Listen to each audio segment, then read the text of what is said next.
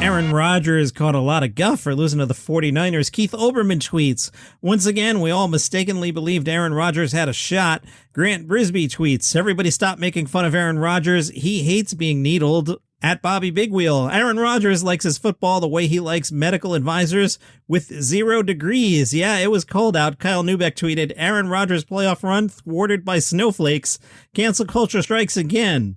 At Stampede SBN, damn, Aaron Rodgers really did get canceled by some libs from California. At Richard Staff, congratulations to Jimmy Garoppolo on replacing Dr. Fauci as Aaron Rodgers' least favorite Italian.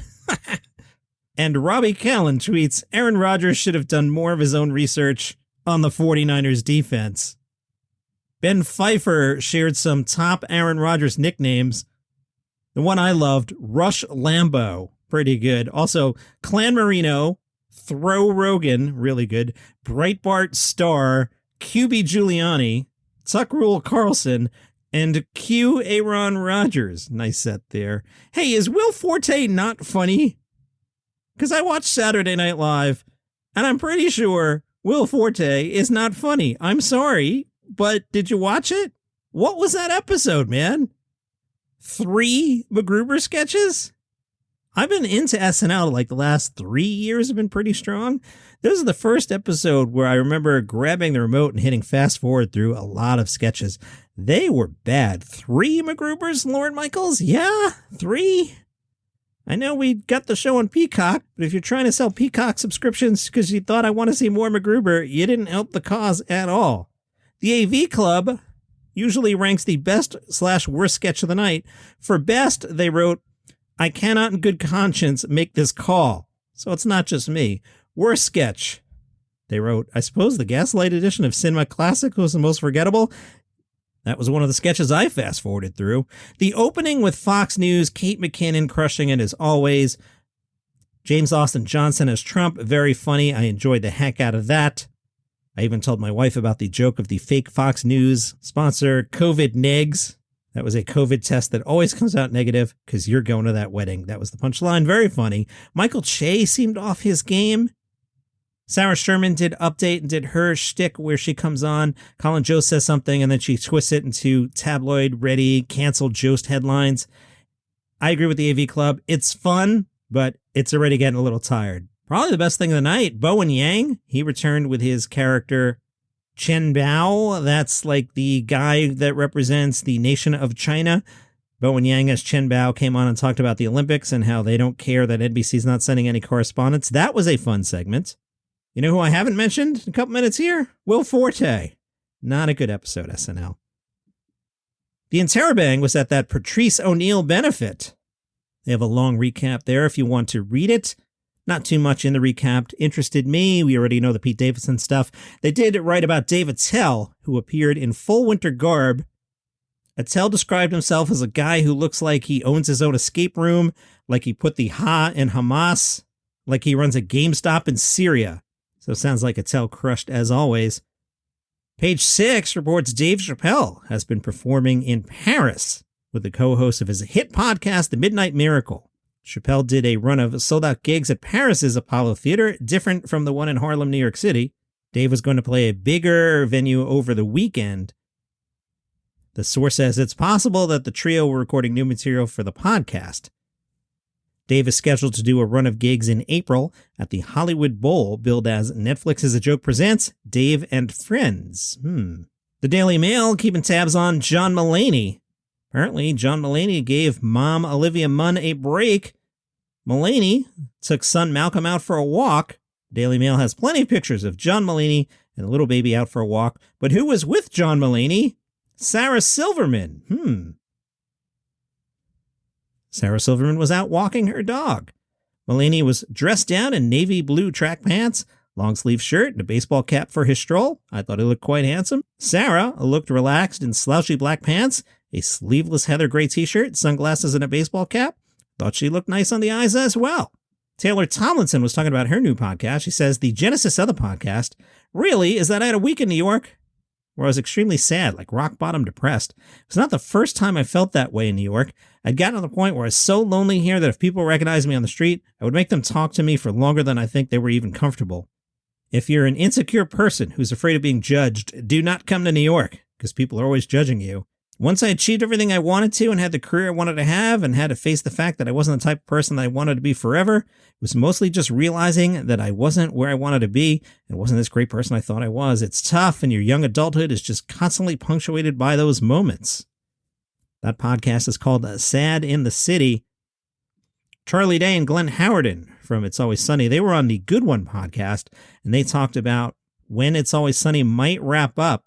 Charlie Day said, we're going one at a time at this point, meaning one season. When we get into the writer's room, and I don't know when that's going to be, but the next time we get in the writer's room, we'll have all those big conversations where we'll say, what are we doing? Is this it? Are we going to try and leave it open-ended? Or are we wrapping it up this year? Who knows? I think we kind of approach every year like that. Glen Howerton said, it's just constantly re-examining. Are we still getting something from this personally that is artistically fulfilling? Or are we just doing it for the money? And the answer to that question thus far has been, no, I'm still getting something out of it. Even if it means a little bit more time between seasons, this is a show that can keep going, because there's always something going on in the world that would be interesting to see through the lens of these characters. Let's see if my voice can make it to the end. I know from experience I can only record about 3 of these in a row, and then my voice is shot for the day. I just recorded 2 episodes before this. I am looking ahead to some travel I have planned later in the year, and I'm working on what I lovingly call weekend filler. I did an episode about Ralphie May and a different episode about Robert Schimmel, and in doing the research on those 2 guys, boy, I found some great stuff with some great stories. If you go to the Facebook group, which is Daily Comedy News Podcast group on Facebook, I shared 1 article each about Ralphie and Robert Schimmel that has some great stuff in there, so you may want to check that out. Today's Daily Comedy News is brought to you by All Pro Lines. My friends Kostaki Economopoulos and Aaron Hodges do a weekly show that combines football and jokes. I wrote a bunch of football jokes at the top. Here's one from @AllProLines. They were talking about how the Tennessee Titans lost and said, silver lining, at least you know a lot of people in Nashville can write a sad song about the game. #Titans. All Pro Lines, wherever you get your podcasts. If you'd like to be part of this show, hey, leave me a voicemail. podinbox.com/Daily Comedy News. You can do it right off your phone. If you want to comment on something, or you just want to say hi, or I love the show, or I hate the show, I'll probably use your message. You go to podinbox.com/Daily Comedy News. Jason Zinneman does an awesome job covering comedy for the New York Times. He had a piece about Louis Anderson over the weekend, and in it, there's a story about Rodney Dangerfield's funeral back in 2004. Bob Saget officiated the service and said he was heckled by Jay Leno, and Louis Anderson stuck up for Saget. Anderson told Saget, I know that must have hurt you what he did. I wasn't going to let you hang there. Jay probably just did it out of nervousness. Maybe he needed to do that not to burst out crying. Saget responded, I don't think he does that, meaning crying. Anderson said, I bet he does.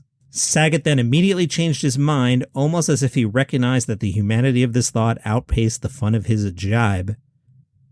He said to Louis Anderson, all I ever want to do is hug you.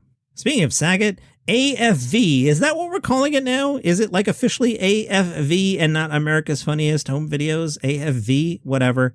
They are paying tribute to Bob Saget for the rest of the season. There will be a regular segment showcasing moments from Saget's time on the ABC series. One of the producers said the decision was influenced by the extraordinary outpouring of testimonials to Saget over the past 2 weeks.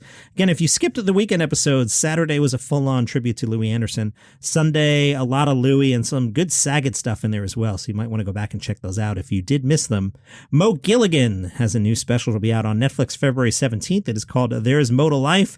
It was recorded at the Hammersmith Apollo. Mo Gilligan says this show is his favorite body of work.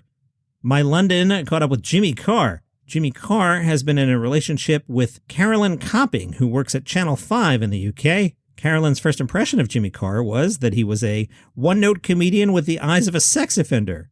Jimmy Carr said he immediately knew she was the one, despite her own lukewarm first impression.